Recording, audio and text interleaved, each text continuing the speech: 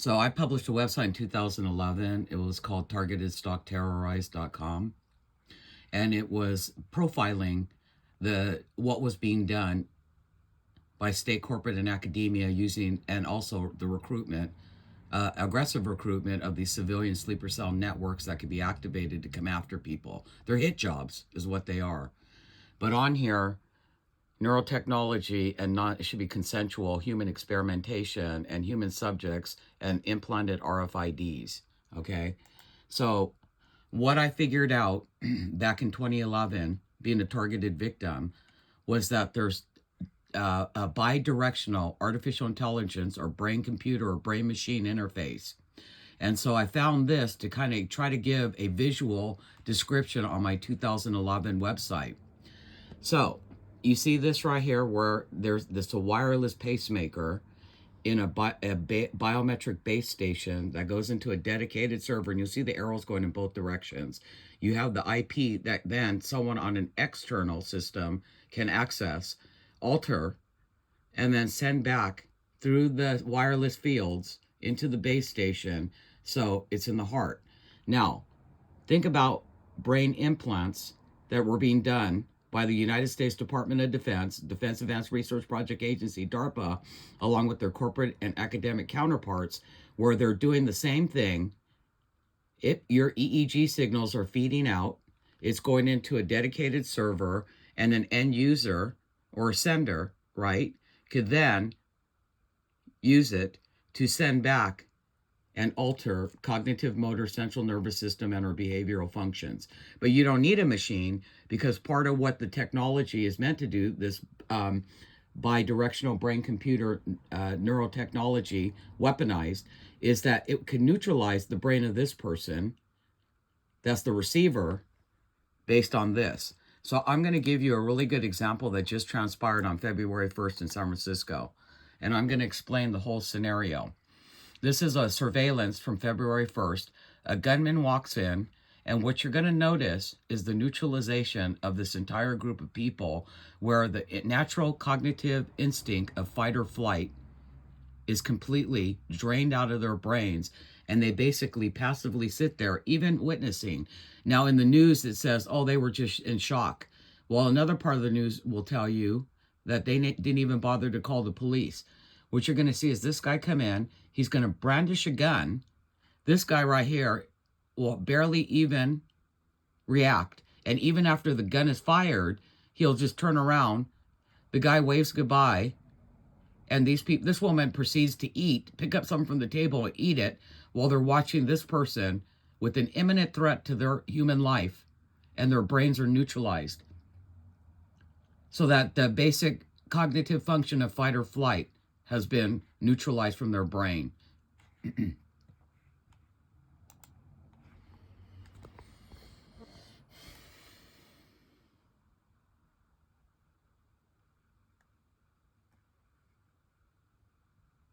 So he's talking to them. They're just sitting there. He has just pulled out a gun. He's cocking the gun in front of their faces.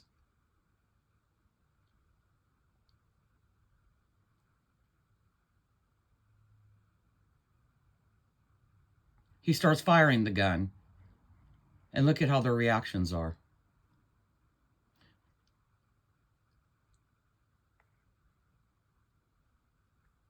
He talks to them. He salutes them. He walks out the door, even waves goodbye. But look at the crowd. This guy even turns around.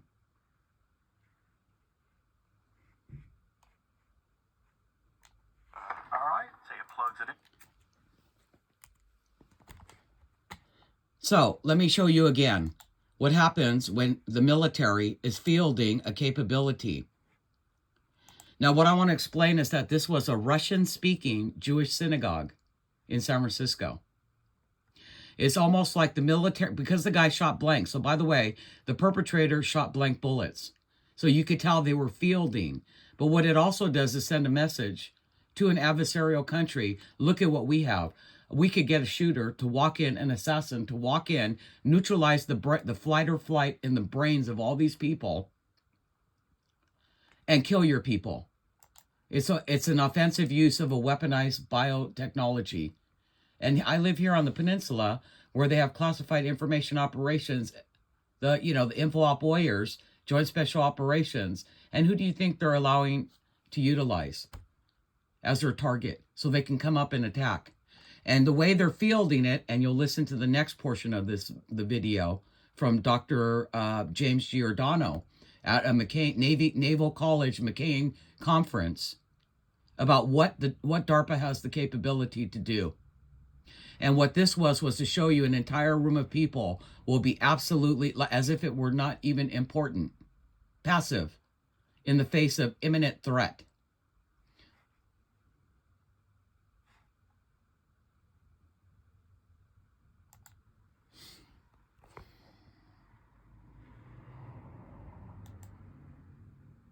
Guy looked like he had malice in his eyes, Oh, hold on, sorry. The only reason this guy's being interviewed, he's the associate pastor or rabbi who was shown the bullets the next day, and he's the one who called the police because those people you saw in the video after the incident happened didn't even call the police because their brains were neutralized. It was like what they were looking at was almost in an altered state, or that the brain was just, they're looking at something, but they don't have that threat coming at them because their brains are being zapped.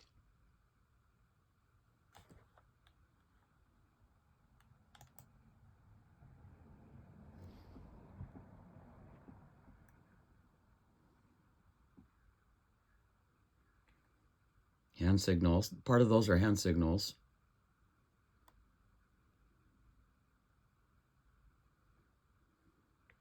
Now he's pulling out a gun. He's showing these people the gun. He's cocking the gun. He's got it pointed. So you saw where he had it pointed. Now, any one of us in normal circumstances, if he had the gun pointed in another direction, all these people would have hit the ground or try to attack. And then when you notice in the video, he even has time to shoot the gun because he's trying to cock it and it gets caught. Okay, that's a fight or flight. You have an imminent threat of a man walking in with a loaded gun. He has a delay here. You don't see these people get up. Shock my ass. Okay? And the gun gets stuck when he's cocking it. So you would think that you would either fight or flight. Now, even if you have a cane, you will use whatever it takes.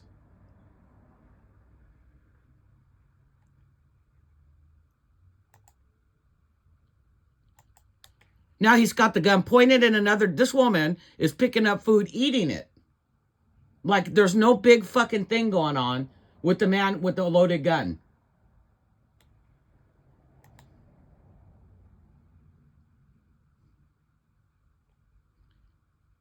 He fires off several rounds, and how many people did you see actually? This guy looks down. Now watch. You would think you would be fucking scared.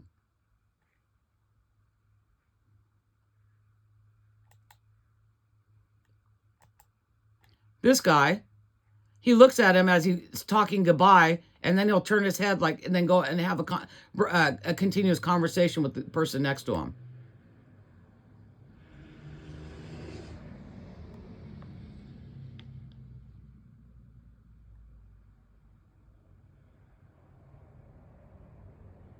Waves goodbye. And this guy just turns around and starts having another conversation. None of these people, including that man right there who closes the door, called the police. And the only reason why the police were called was the rabbi you saw. They handed him the bullet casings. It was like it wasn't important, like they were totally passive in the face of imminent threat to their life. A natural cognitive function of someone with a gun, especially with all the shooters we have, and firing a gun, you would think these people would be in a panic. Their brains were completely neutralized. Now let me explain how that happens. This was recently posted, McCain Conference 2022 panel on brain-computer interface, United States Naval Academy.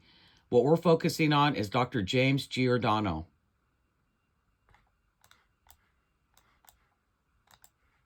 And these are excerpts.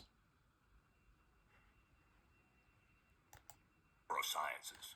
How does brain occur in mind? This is proverbial. I mean, realistically. If we have a large enough pattern repository of data and we can use those data, we can make maps. We don't necessarily have to know how it happens, we just have to know where. Because those maps are targetable, which then brings us to the next phase of brain-machine interfacing, which is interventional brain-machine interfacing. And these run the gamut, some things we can do peripherally that are donable and doffable that can hook up to our physiology somatically and therefore affect our nervous system bottom up.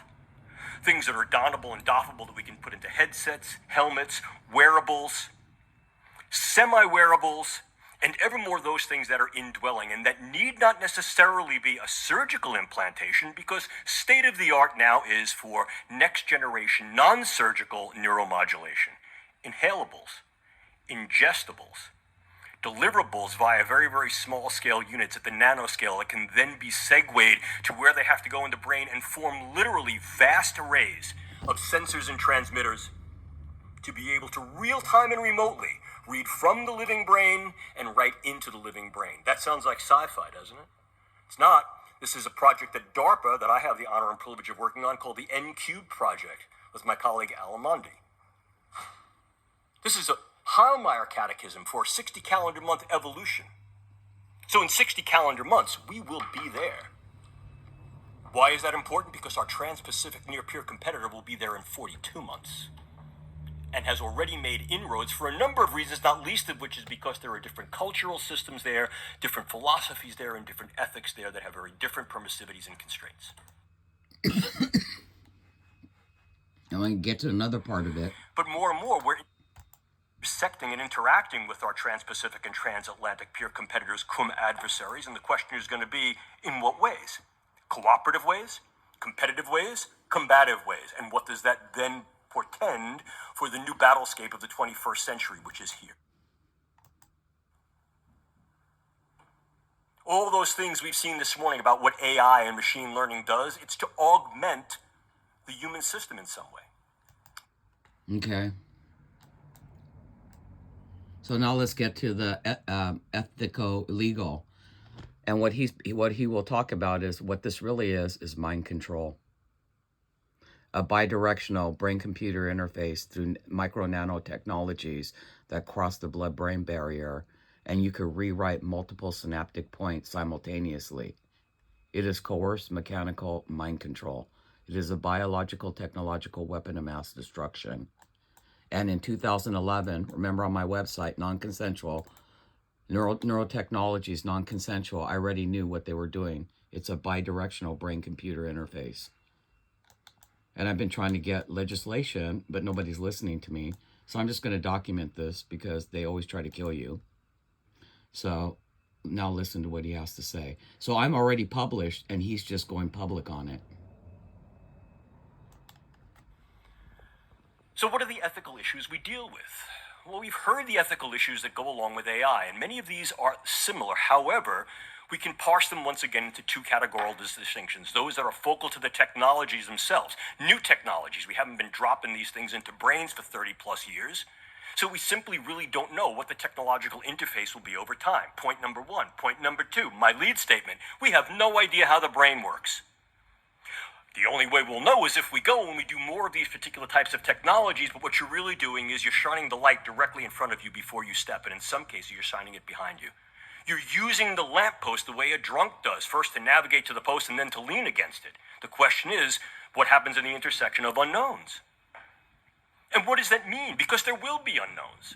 Some of them, in the parlance you may governmentally be familiar with, unknown unknowns.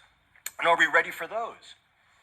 Runaway and anticipated effects, and not just runaway and unanticipated effects in the technology, social runaway effects, cultural runaway effects, collective and community runaway effects. I want this stuff. Why? Because it makes me healthier, more operationally protected, more enabled. But for how long? And what do we do with those who we enabled? And what do we do with those who are not enabled? And this brings us into those social domains where ethics then interfaces those things that are socially and culturally relevant. And we see these here before you. Is there some inviolability of the mental space, what the philosopher and cognitive scientist Rita Farahani refers to as cognitive liberty? I mean, we're really going into the substrate of the thing that makes us us. The essence of self, if you will. I don't care how you disguise it. What we are doing is we are scanning the brain, and from that, literally, interpretively reading its functions, which are mind, and we are then utilizing these capabilities to then back intersect with that brain and therefore control brain structure and function, ergo mind. I don't care what kind of game you play. It's mind reading and mind control. Blatantly so. The question is, should we?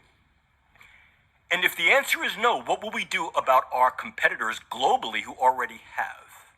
Which then brings us to these other issues. Not just the autonomy issues that go along with this, but certainly those issues of perhaps justice. Who gets the goodies? Not only a question of... So right now and currently, the people who are a part of your perpetrator community that are actively participating, they believe that they're going to be the senders in charge of it. But it belongs to the Department of Defense, along with their corporate academic counterparts that are investing tons of money into this. Billions, if not trillions of dollars. So, what you get out of it is mass subjugation. Remember? They did nothing when a gunman comes in.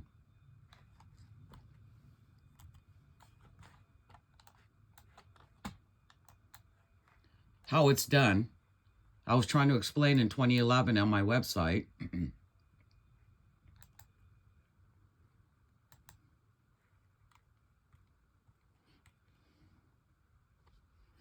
It should be consensual, but you know, hey, how are you going to even talk about it when people don't even believe that it exists in 2011? So I'm going to read you from Technology and Innovations 2025 by the Toffler Associates 2008. And this had to do with gathering people from DARPA, Google, Microsoft, all these disciplines, Air Force, Navy, Defense Intelligence, Department of Defense. And so they said, hey, we got some stuff coming down the pike that we could do to the brain. We want you guys to give us your think tank analysis. So I'm going to give you some of it. It says, Toffler Associates published a report looking forward Technology and Innovations 2025 held in 2008. Experts in various fields gathered as panelists from National Intelligence, DARPA, Google, Microsoft, academia, and a myriad of other disciplines who were asked to give their opinions on these emerging science and technologies. Here's an excerpt. They called it wildcard technologies. Wildcard technologies, the ability to leverage neuroscience and neurotechnology to directly affect the cognitive functions of human beings from outside the bodies. The potential of such wildcard science and technology development and others could change society in myriad ways that even the most forward-thinking analysts are only now becoming able to understand. Here are some quotes from participants in reference to the wildcard technologies. I can design peptides to disrupt cognition. I can put it in water or food. You can use neuroscience as a weapon. You can disrupt someone's behavior without killing them. You can make everyone stupid. You can do memory hacking. You can put codes in the brain. They are working on this in rats. So the rats they were referring to were targeted victims. You could also make people dumber and they'd be more apt to be suicide bombers. One of the fastest moving sciences is neurotechnology, understanding the brain, how the brain works and the connections to the brain, the mechanical or drug interfaces with the brain, manipulation of the brain, etc. could be electrical manipulation devices. And at the end of this report, it stated, United States government officials held a separate conference on 2025 technology implications on June 18, 2008. Technical experts from across the government assessed the potential impacts of the technology advances described in this report. Their conclusions and judgments are classified. So here, I had something from Synesis Journals too.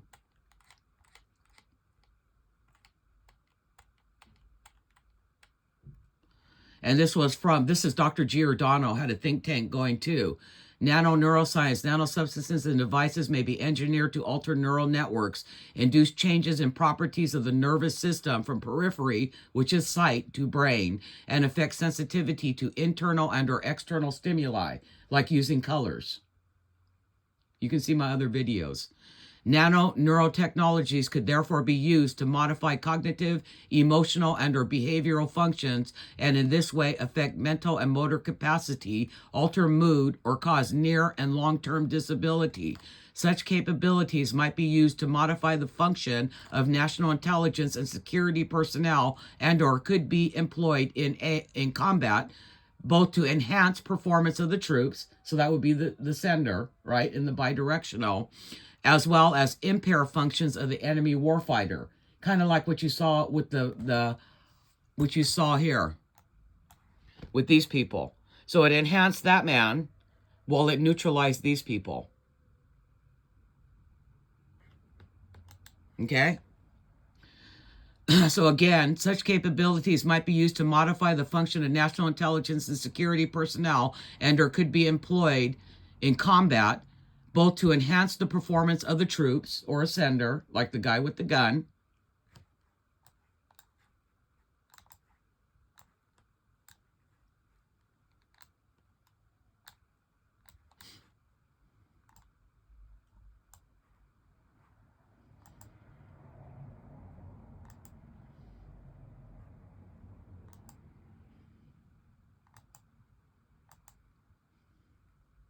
so you can see he's shooting the gun. They don't do nothing, right?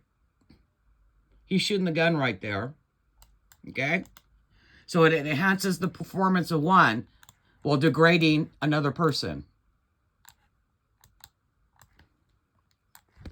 So it can be used in combat both to enhance the performance of troops as well as impair functions of enemy warfighters, and or used by our enemies as a form of biological, technological terrorism and a means of mass subjugation. Mass subjugation. What happened here when he's firing the gun? Where's the fight or flight?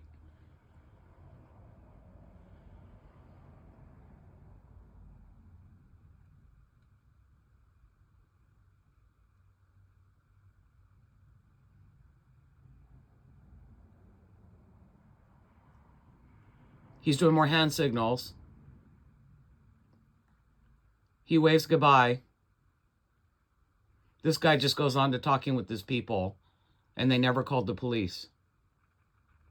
Until the next day when they showed the rabbi the bullet casings. And he was terrified at what happened. He went back to the surveillance video, and he was in shock. So this is my website. All right, say it plugs it in. Hold on. Perfect. We'll start the call. They do this to me all the time. It was published in 2011. And I was on it, including information operations.